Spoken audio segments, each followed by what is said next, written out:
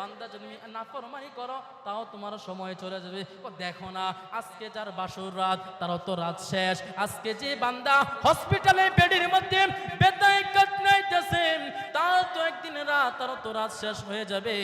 যে বান্দা আজকে জেলখানার মধ্যে বন্দী রয়েছে তার জন্য তো রাত শেষ হয়ে যাবে। রাত কারোর জন্য অপেক্ষা করবে না, দিনও তো কারোর জন্য অপেক্ষা করবে না। এই দিনের মতন দিন যাচ্ছে, রাতের পর রাত যাচ্ছে, মাসের পর মাস যাচ্ছে, বছরের পর বছর যাচ্ছে, আর আমরা নাফরমান।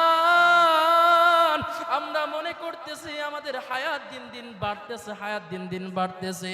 যুবক ভাইরা আমার, হায়াত তো দিন দিন বাড়ে না, বরং হায়াত দিন দিন কমতেছে কমতেছে। তুই মৃত্যুর দিকে আস্তে আস্তে তুমি কদম বাড়াচ্ছ, কবরের দিকে আস্তে আস্তে কদম বাড়াচ্ছ, হাসরের ময়দানের দিকে আস্তে আস্তে কদম বাড়াচ্ছ। এই চিন্তাটা, এই চেতনাটা আমার অন্তরের মধ্যে নাই, এই চিন্তাটা আমার কলবের মধ্যে নাই। এই চিন্তাটা যদি থাকতো তাহলে তো আমার নবীর সুন্নতদারিটা থাকতো।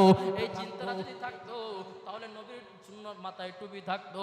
এই চিন্তাটা যদি থাকতো তাহলে নবীর সুন্নত আমার জামাটা আমাকে তোমার গায়ে থাকতো। এই চিন্তাটা যদি থাকতো তাহলে তোমার জবান এবং হাত থেকে অপর মুসলমান ভাই নিরাপদ থাকতো। মৃত্যুর ভয় নাই, মৃত্যুর ভয় নাই, মৃত্যুর ভয় অন্তরের মধ্যে রাখতে হবে। কারণ টাকার গরম কি কবরে দিতে পারবা? বলে আমি রাজনীতিবিদ ছিলাম, আমি এই ক্ষমতা ছিলাম, এটা ছিলাম, ওটা ছিলাম, এটা তো তুমি কবরের মধ্যে দিতে পারবা না। আল্লাহ পাক রব্বুল আলামিন সূরা আহকাফের মধ্যে বলেন, সূরা আহকাফের মধ্যে আল্লাহ পাক রব্বুল আলামিন সুন্দর করে কথাগুলো বলেছেন। বান্দা তোমার কবরের মধ্যে তোমার টাকা চলবে না, বান্দা তোমার কবরের মধ্যে তোমার রাজনীতি